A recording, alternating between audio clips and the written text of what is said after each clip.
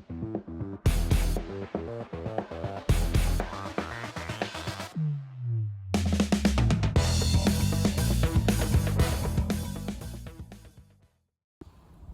guys, welcome back to the channel. Thanks for tuning in. I am sitting down here on the river on a nice fall day, and I thought I'd get out and do a couple more how-to videos regarding the retrieves that I use with certain baits. I did one on a jerk bait a little while ago, and it was really well received. A lot of you guys liked it, especially for people who are kind of new to a certain technique. It gives you a really good starting place to go out and utilize that bait that you may not have much confidence in, and it may just be a bait that you've never used before, but now you'll have a good starting place to go out and give these baits a try. So the bait I want to talk about today is a vibrating jig.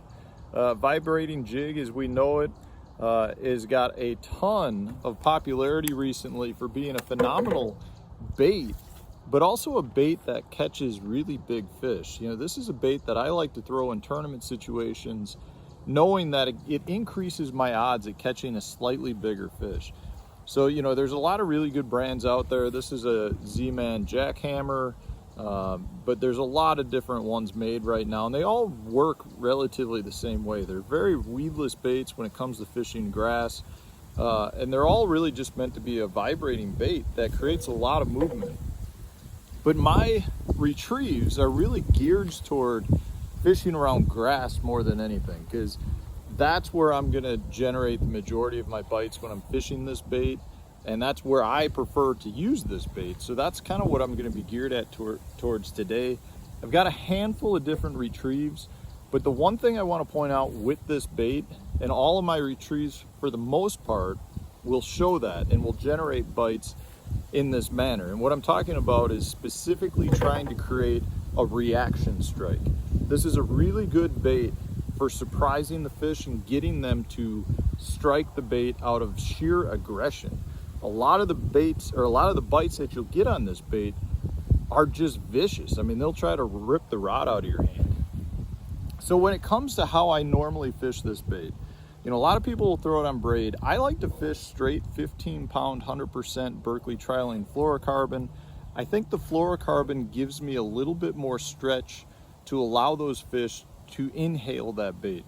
If I'm fishing extremely heavy grass, I may consider going to braid, but generally you're not getting so far down into the grass where you're not going to be able to rip it free with fluorocarbon. You don't have to go to braid. Now, if you go to braid, you will rip it out of the grass easier, but it's in my opinion, it's not worth potentially losing the bites. You'll get a lot more strikes that don't hook up if you're throwing straight braid, in my opinion.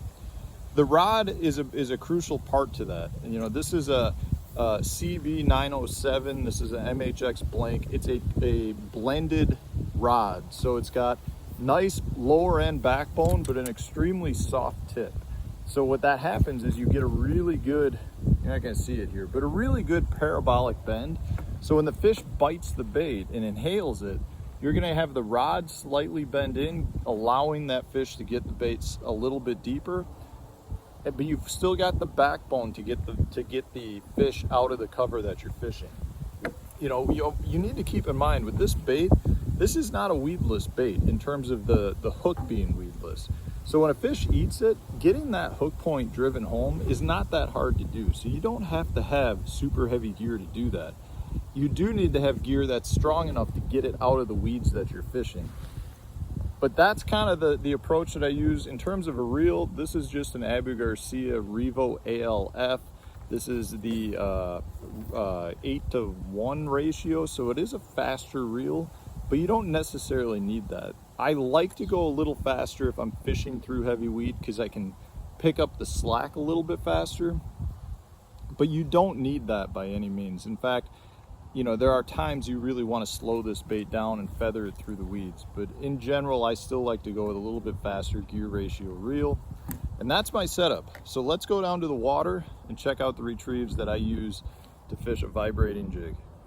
All right, guys, so we've got our chatterbait vibrating jig tied on. I've got 3 primary retrieves that I like to use this bait on. The first is going to be geared towards around grass. So whether it's grass that's 6 inches off the bottom or it's grass that's 5 feet off the bottom and carpeted over, I like to throw the bait out and let it hit either the bottom or wherever the top of the grass is. And at that point, you know, you let it fall, hit the bottom, and at that point I'm straight retrieving it with some pops mixed in. And I'm trying to pop it every time I get stuck in a little bit of grass, because that's creating the reaction strike that's going to generate the most of your bites. So if it's grass that's 6 feet off the bottom, I'm going to keep my rod tip down and try to reel it nice and slow. That gets that bait almost buried in that new grass that's growing. And when I get a little piece, I'll pop it out. And it's usually a much smaller stroke at that point. It doesn't take as much to free your bait. So I'm going to just slow retrieve it, let it grind on the bottom. It gets caught up. Nice little wrist pop. That'll generate strikes. If it's thicker carpeted grass, where you're maybe only reeling the bait 2 feet under the surface, I'm gonna probably impart a faster retrieve with more violent strokes. If it gets buried, I'm gonna actually snap it hard like that to rip it free. The chatterbait is an extremely weedless bait because of that metal blade, cuts through the grass phenomenally well. And you may see that chatterbait is kind of rusted. It's because doing this video for you guys, I've lost 2 of them so far, getting stuck. There's a tree that's out just a little bit, and I've gotten stuck in both. So I'm casting parallel to the bank now to hopefully not get stuck, and I put a older chatterbait on. Anyways, so going back to the retrieves, if it's more of a carpet of grass, you're gonna have to impart harder strokes to free it up.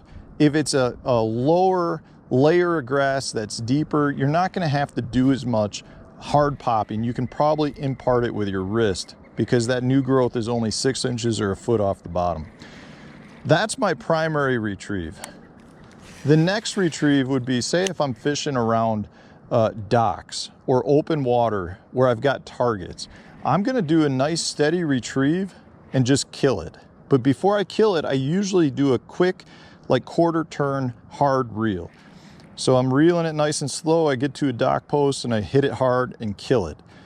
Start reeling again, hit it hard and kill it.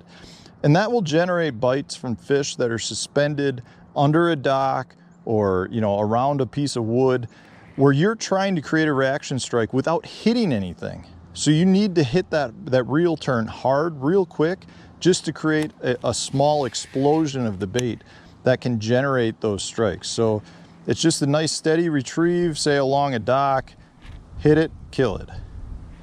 Steady retrieve, hit it, kill it.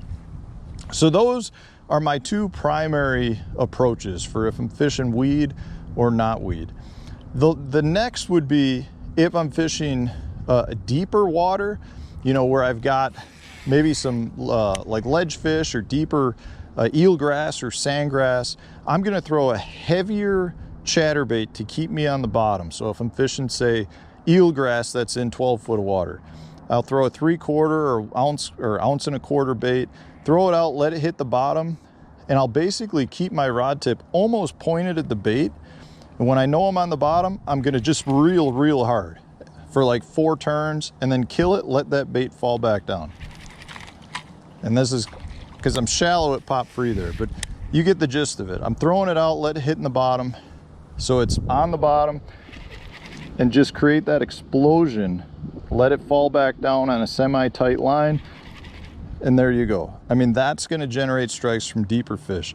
The reason I'm not throwing it out and yo-yoing it like I would other baits, where I'm going like this, is because the chatterbait has so much lift that by stroking it high up, it's gonna get way off the bottom.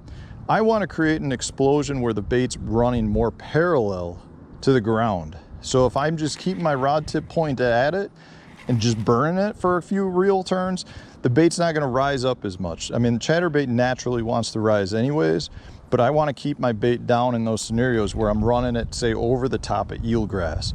So those are my retrieves, guys. It's 3 pretty basic reel retrieves. In all of them, you gotta try to do something to impart a little additional action to hopefully get those reaction strikes. So I hope that was helpful, guys. If it was, hit the like button, share it on your social media pages, subscribe to the channel if you haven't already. And if you enjoyed these or want to see how I work specific other baits, throw it in the comments section, because people appear to be liking these videos, so we'll keep doing them for you while we got open water.